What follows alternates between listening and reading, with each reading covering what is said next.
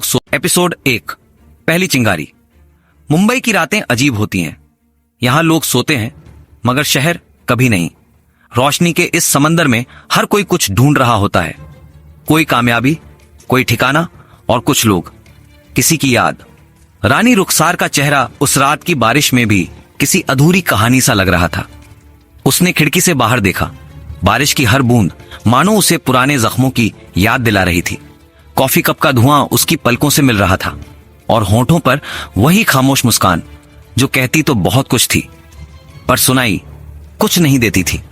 वो cafe the velvet Bru हर रात उसकी पनाहगाह था। यहां वो अपने अकेलेपन को चुपचाप कॉफी में घोल देती थी। हर साइप के साथ एक याद कमजोर पड़ती और एक नया दर्द जागता। लोग उसे मुस्कुराती लड़की समझते थे पर कोई नहीं जानता था कि उस मुस्कान के पीछे तन्हाई का पूरा शहर छिपा है। उसी कैफे के कोने में आज एक नया चेहरा था। आर्यन, एक फोटोग्राफर जिसकी आंखें हर चीज में कहानी ढूंढ लेती थीं। कैमरे से वो चेहरों को कैद करता पर आज उसे लगा जैसे किसी ने उसकी नजरों को ही कैद कर लिया हो। रुखसार कैफे में दाखिल हुई। उसकी चाल में ठहराव था पर आंखों में तूफान। आर्यन की नजरें उसके पीछे पीछे घूमती रहीं। वो अनजाने में ही मुस्कुरा उठा। रानी ने देखा, एक पल को नजरें मिली फिर झट से हटा ली मगर उस एक पल ने दोनों के बीच एक खामोश रिश्ता बुन दिया था। आर्यन ने वेटर से वही ऑर्डर किया जो वो रोज करता था, ब्लैक कॉफी, पर आज उसका स्वाद अलग था। शायद किसी की मौजूदगी ने बदल दिया था। थोड़ी देर बाद वो उठा और अपनी कॉफी लेकर रानी की टेबल के पास से गुजरा। सिर्फ इतना कहा, बारिश में कॉफी का मजा तब तक अधूरा है जब तक किसी की नजर साथ ना हो। रुखसार ने उसकी ओर देखा, मुस्कुराई पर कुछ बोली नहीं। आर्यन चला गया मगर उसके कदमों की आहट दिल में रह गई। उस रात रुखसार घर लौटी तो आईने के सामने खड़ी रही। अपने आप से बोली, किसी अजनबी की बात इस दिल को यूं क्यों छू गई। वो नहीं जानती थी कि वही अजनबी अब उसके दिनों की धड़कन और रातों की बेचैनी बनने वाला है। दूसरी ओर आर्यन ने उस रात अपनी डायरी में लिखा, आज किसी को देखा जो मुस्कुराती है पर उस मुस्कान के पीछे जो दर्द है वो पूरी किताब बन सकता है। बाहर बारिश अब भी हो रही थी और किसी के दिल में इश्क की पहली चिंगारी जल चुकी थी। वो आग जो अब धीरे धीरे सब कुछ राख बना देगी। रात गुजर चुकी थी पर आर्यन की आंखों से नींद गायब थी। लैपटॉप खुला था। स्क्रीन पर एक खाली डॉक्यूमेंट टिमटिमा रहा था। वो लिखना चाहता था पर शब्द उसका साथ नहीं दे रहे थे। हर बार जब उंगलियां कीबोर्ड पर चलती सामने वही चेहरा आ जाता, रानी रुखसार का। उसकी मुस्कान, उसकी आंखों में छिपा दर्द और वो एक नजर जिसने आर्यन की दुनिया उलट दी थी। वो खुद से बोला, शायद ये सिर्फ एक मुलाकात थी पर क्यों लगता है कि वो कहीं अंदर तक उतर गई है। अगले दिन आर्यन फिर उसी कैफे पहुंचा। वो जानता था शायद वो वहां ना आए पर फिर भी बैठ गया उसी टेबल पर जहां वो कल थी। बारिश नहीं थी आज लेकिन उसकी यादों ने हवा को नम कर दिया था।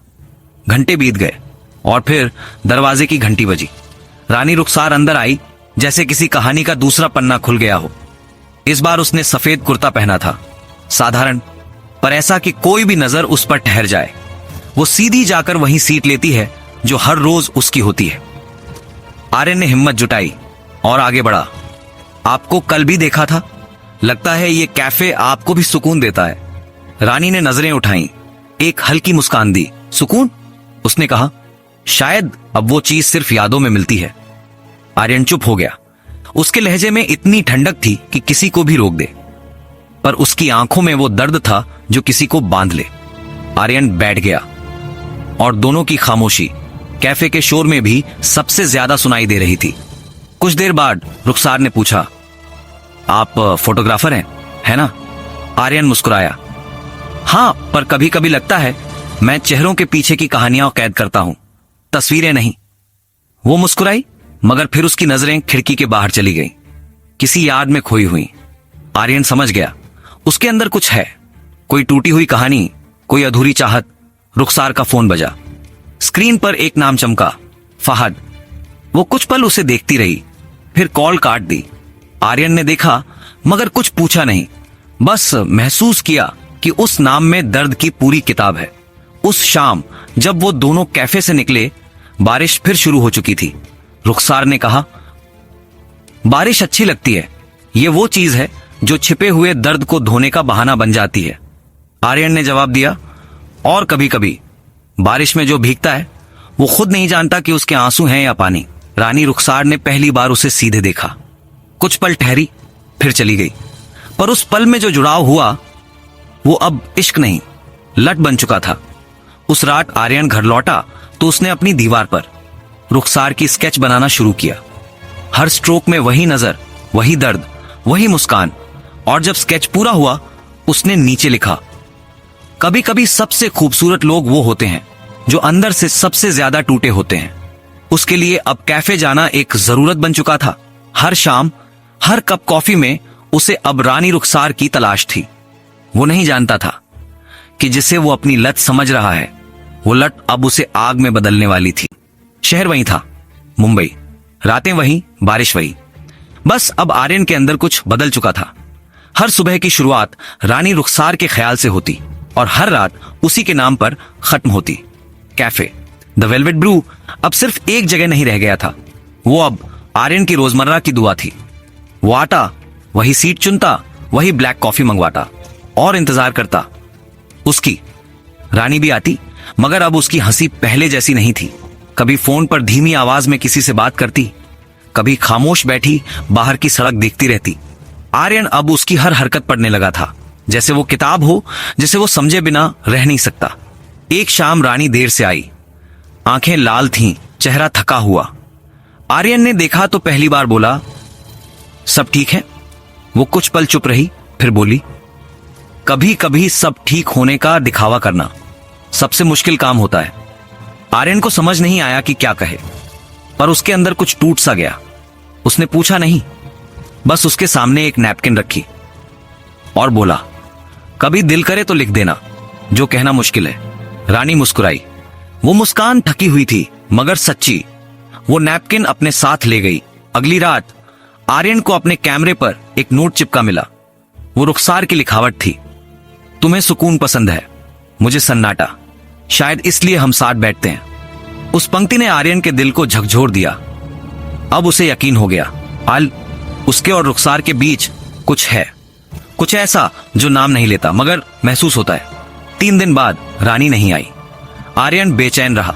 उसने पहली बार किसी और से पूछा, रानी रुखसार आती है यहां? वेटर ने कहा, हां सर, लेकिन कल वो यहां से बहुत परेशान होकर गई थी। किसी फहद से फोन पर झगड़ा हो रहा था। फहद, वो नाम जो आर्यन ने एक बार स्क्रीन पर देखा था, अब उसके जहन में जलने लगा था। उस रात वो पहली बार रुखसार के पीछे गया। कैफे से निकलते हुए उसने देखा रानी एक पुल पर खड़ी थी, बारिश में भीगी हुई, और फोन पर किसी से बहस कर रही थी। उसकी आवाज कांप रही थी, मैंने सब कुछ तुम्हारे लिए छोड़ा फहद, और तुमने बस शक दिया। आर्यन पीछे खड़ा सुन रहा था। दिल की धड़कनें उसकी आवाज में मिल गई थी। फहद ने शायद कॉल काट दी थी। रानी ने फोन नीचे फेंक दिया और ठंडी हवा में खामोश खड़ी रही। आंखों से आंसू बह रहे थे। वो नहीं जानती थी कि कोई उसे देख रहा है। आर्यन आगे बढ़ा, धीरे से उसके पास गया। उसने सिर्फ इतना कहा, कभी कभी जो लोग हमें तोड़ देते हैं वही हमें जीना भी सिखा देते हैं। रानी ने उसकी ओर देखा। उसकी आंखें अब भी भीगी थीं, पर उनमें एक सुकून था। तुम क्यों सुन रहे हो मेरी बातें? क्योंकि तुम्हारी खामोशी ज्यादा कुछ कहती है। रुखसार ने कुछ नहीं कहा, बस हल्के से मुस्कुराई, एक दर्द भरी मगर सच्ची मुस्कान।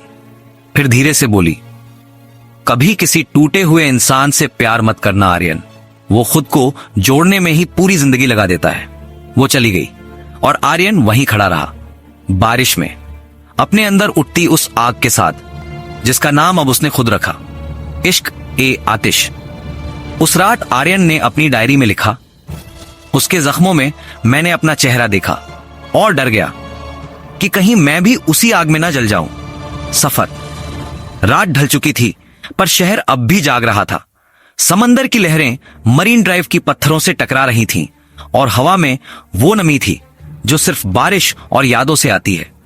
आर्यन अकेला बैठा था, कैमरा उसके पास रखा था, पर उसकी नजरें दूर उस सड़क पर थीं जहां कल रात रानी रुखसार खड़ी थी। हर फ्रेम में, हर अंधेरे में उसे वही चेहरा दिखता, वो चेहरा जो मुस्कुराता कम और छिपाता ज्यादा था।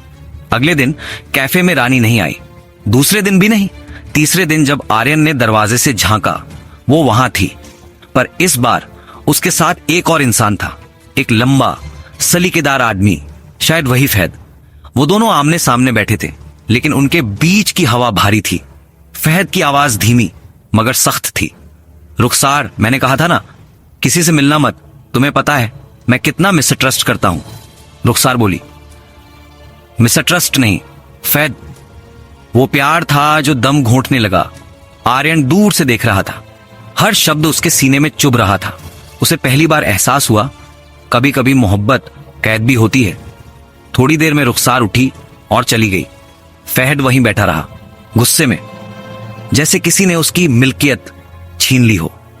आर्यन अब समझ चुका था, रुखसार किसी जहरीले अतीत से निकलने की कोशिश कर रही है, और शायद वो खुद अनजाने में उसका सफर बन गया है।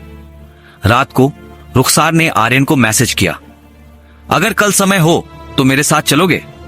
कहीं दूर, शहर के शोर से बाहर। आर्यन ने बिना सोचे हां लिखा।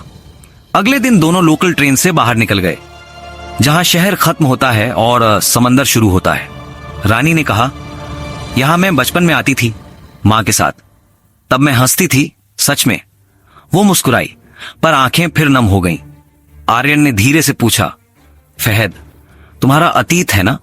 रुखसार कुछ पल चुप रही, फिर बोली, अतीत नहीं आर्यन, वो इम्तिहान था। मैंने किसी से इतना प्यार किया कि खुद को भूल गई, और जब मैं टूटी तो उसने कहा, तुम पहले जैसी नहीं रही। शायद लोग ये नहीं समझते कि प्यार जब टूटता है, इंसान भी थोड़ा थोड़ा मर जाता है। आर्यन ने उसकी ओर देखा। उसकी आंखों में न तो दया थी न सवाल, सिर्फ समझ। उसने बस इतना कहा, शायद अब वक्त है कि तुम खुद से फिर प्यार करना शुरू करो। रुखसार ने उसकी आंखों में देखा, वहां कुछ था, कुछ बहुत सच्चा।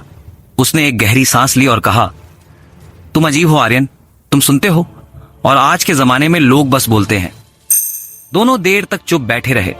समंदर की लहरें उनके पैरों तक आ रही थीं, और सूरज धीरे धीरे डूब रहा था, जैसे उस पल को अपनी रोशनी में कैद करना चाहता हो। रात को आर्यन ने उसे घर छोड़ा। दरवाजे पर पहुंचते ही रुखसार ने कहा, शायद मुझे फिर से जीना सीखना होगा, तुम्हारे साथ नहीं, लेकिन तुम्हारे दिए सुकून के साथ। वो मुस्कुराई, और पहली बार उसकी मुस्कान में थोड़ी उम्मीद थी। आर्यन मुस्कुरा नहीं सका, है ना? उसे डर था कि कहीं यह सफर उसका मंजिल न बन जाए। वो चला गया, पर दिल में कुछ रह गया, एक अनकही बात, एक आधा इकरार। उस रात आर्यन ने अपनी डायरी में लिखा, वो चल पड़ी है अपने जख्मों को सीने, और मैं उसके साथ चल रहा हूं। यह सफर कहां ले जाएगा अब खुदा जाने।